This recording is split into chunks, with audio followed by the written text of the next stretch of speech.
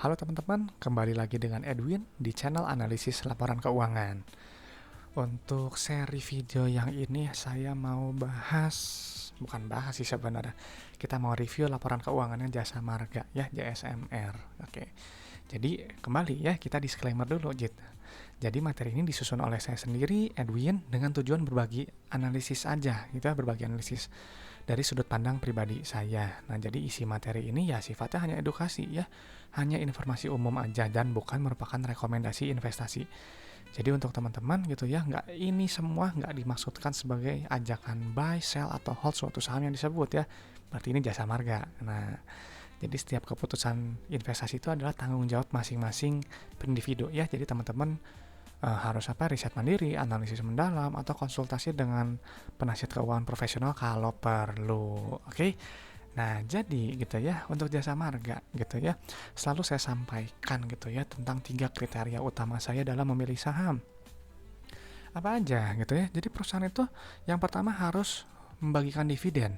Harus rutin kalau bisa membagikan dividen 3 tahun terakhir gitu ya. Kenapa gitu ya? Karena kalau perusahaan yang membagikan dividen itu adalah perusahaan yang membuat pemegang sahamnya semakin kaya gitu ya, menguntungkan pemegang saham, menghargai pemegang saham gitu ya.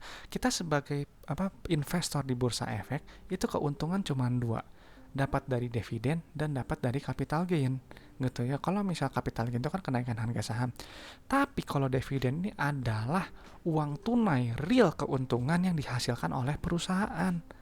Jadi keuntungan ini bukan keuntungan di atas kertas gitu ya, nggak bohong gitu ya, perusahaan itu dia memang terbukti untung, makanya bisa teman-teman, bisa saya nikmati hasil uang bisnisnya gitu. Dan yang pasti kalau memang perusahaan membagikan dividen harus punya kondisi bisnis yang sehat dan memadai gitu ya, baik secara profitabilitas atau secara uang kas gitu, secara manajemen kasnya gitu. Makanya gitu ya, kalau kondisi bisnisnya nggak sehat, nggak bagus gitu, akan sulit sekali membagikan dividen gitu. Makanya teman-teman harus harus cari perusahaan yang seperti ini gitu ya. Kenapa? Selain itu, yang sering yang sering saya sampaikan gitu ya, carilah perusahaan gitu ya yang membuat kita gitu ya, pemegang saham itu semakin kaya, bukan yang malah memperkaya komisaris atau direksinya aja gitu ya, atau lebih parahnya owner perusahaan yang merangkap komisaris dan direksi gitu, karena mereka udah untung besar dari gaji yang diberikan gitu, sedangkan kita dapatnya apa gitu ya.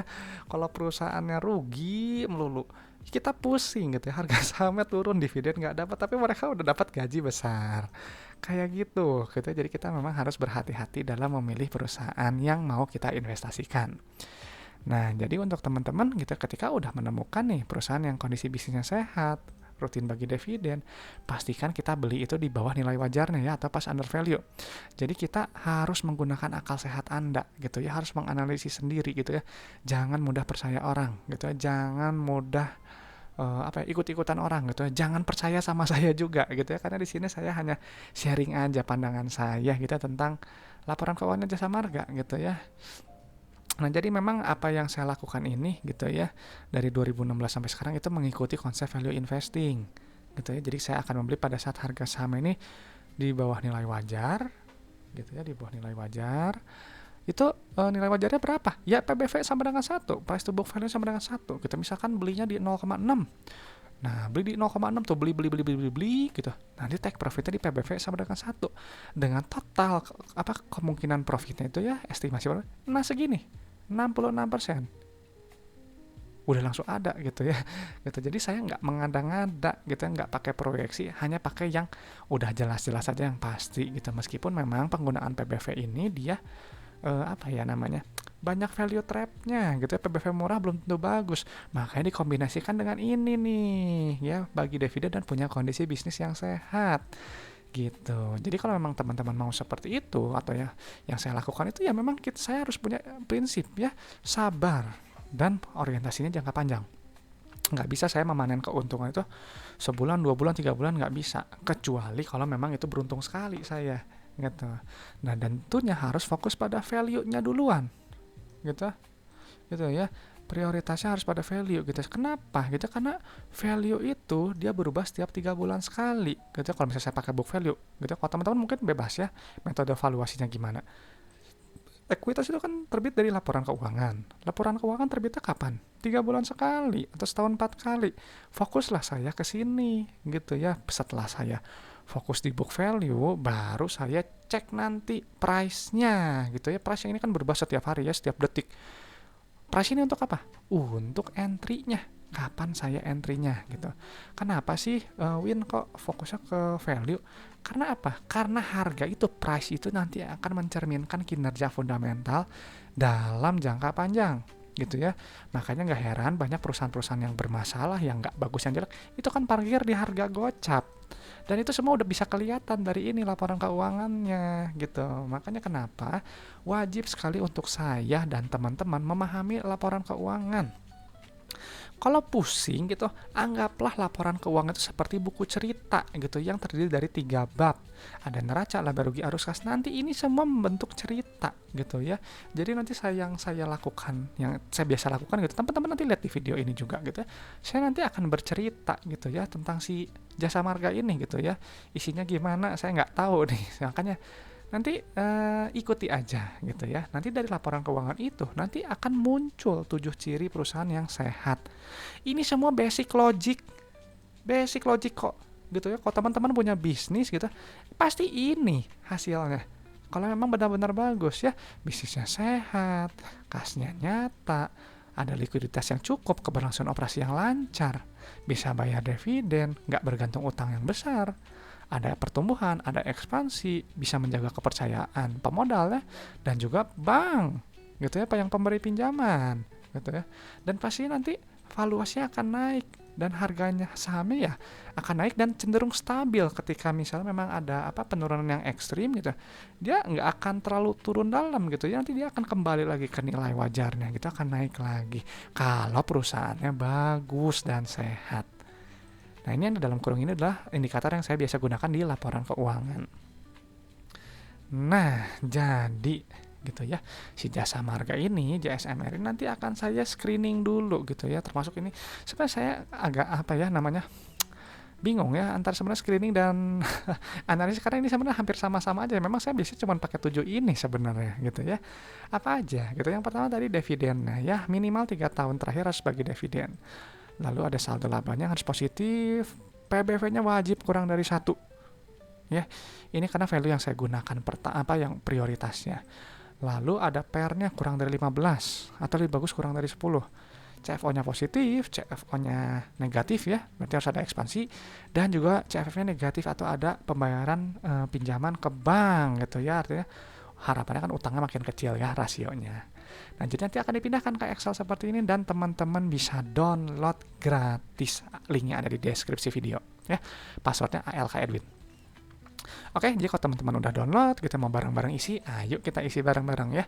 Jasa marga. Nah, pastiin teman-teman cek dulu ininya nih, bener nggak 30 Juni ya, 2025 Q2. Karena jangan salah kalau nggak akurat. Nah, pastikan juga nih satuannya jutaan. Ini juga udah benar jutaan ya. Dan cek dulu tadi ya, screening pertama itu apa? Dividen ya, dividennya ini dia 3 tahun terakhir ini bagus, 3 tahun terakhir ini membagikan dividen. Artinya jasa marga itu terbukti untung dan untungnya bisa dinikmati kita pemegang sahamnya. Enak sekali gitu ya. Perusahaan ini bagus gitu ya secara pembagian dividen. Keuntungannya real, nggak cuman keuntungan yang bohong-bohongan di atas kertas aja.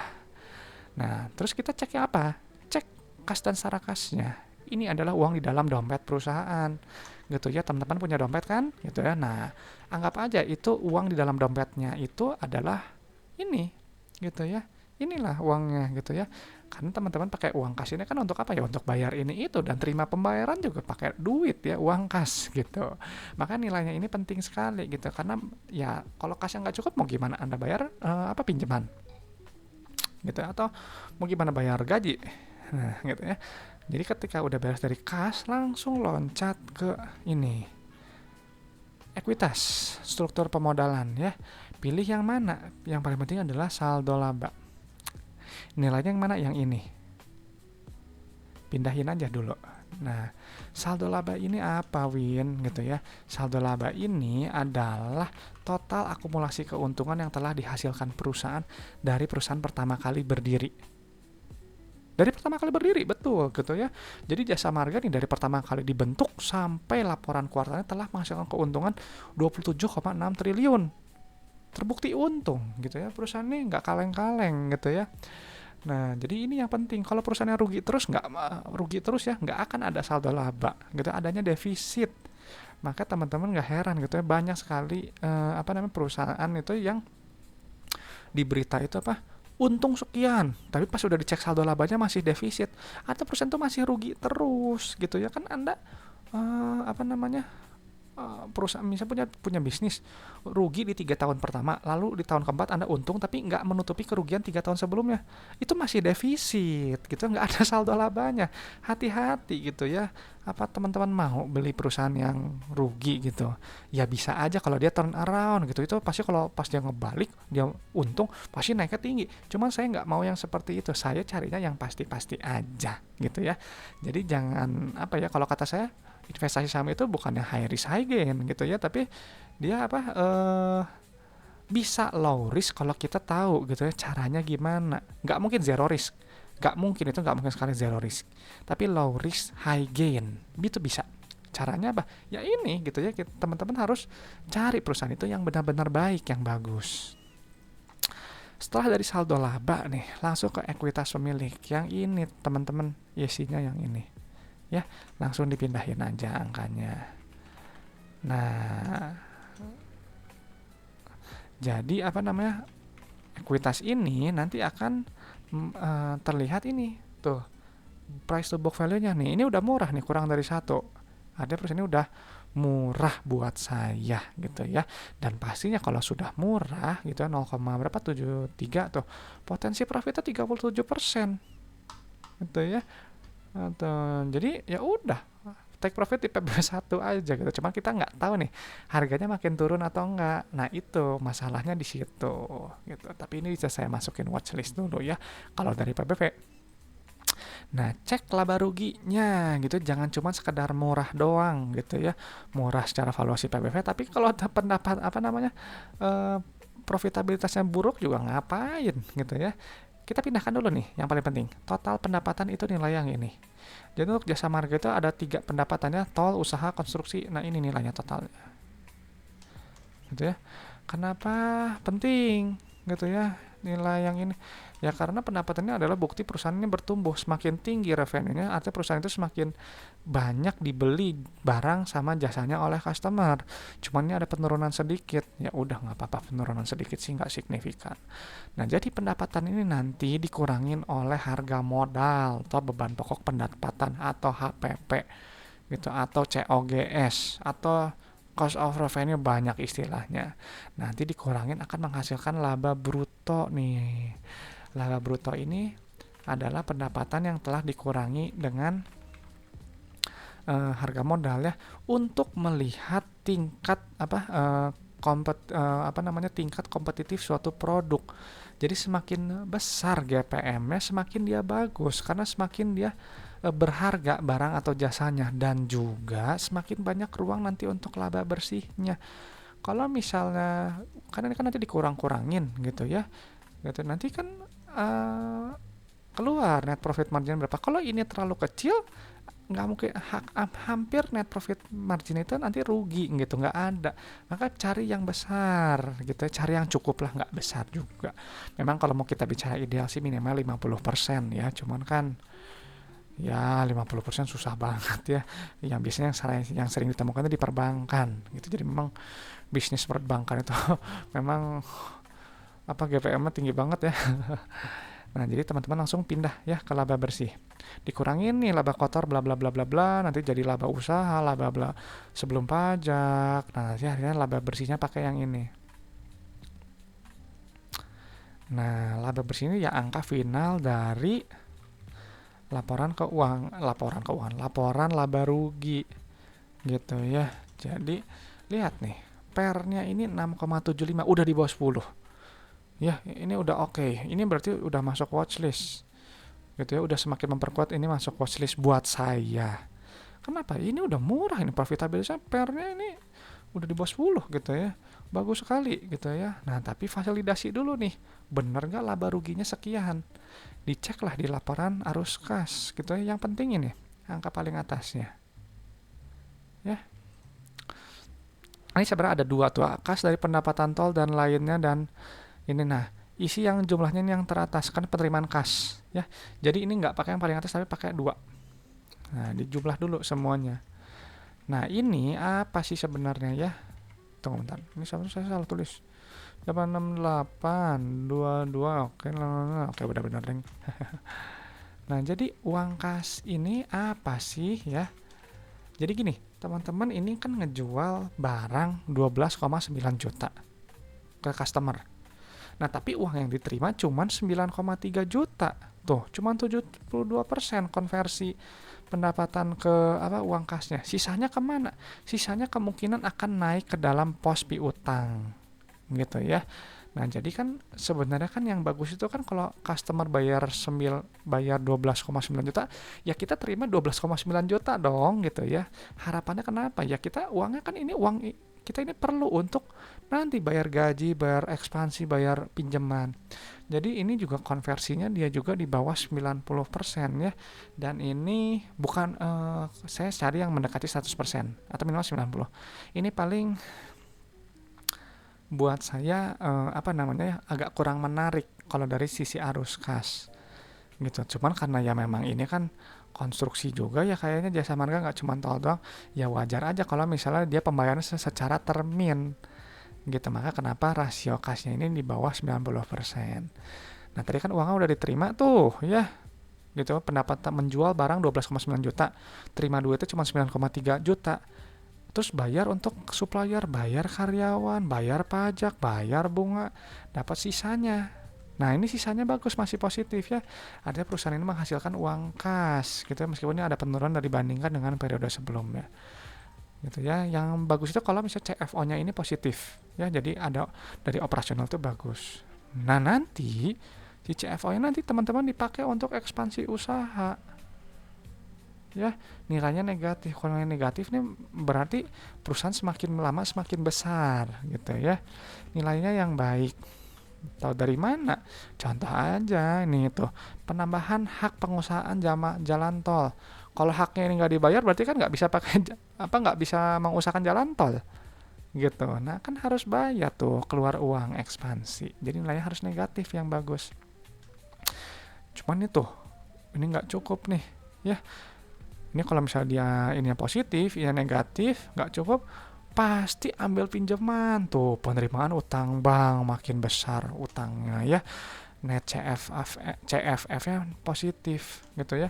Saya lebih suka yang net CFF-nya itu negatif. Artinya apa? Kalau negatif itu nih, teman-teman bisa lihat pembayaran utang bank tuh nilai negatif. Kalau teman-teman menambah utang terus-menerus, kan nanti bayar bunga gitu ya, bayar bunga, bayar uh, tidak membuat kita mendapatkan dividen gitu, jadinya jadi kecil gitu. Kenapa? Ya karena kan uangnya habis buat ini itu, meskipun di sini ada tuh pembayaran dividen.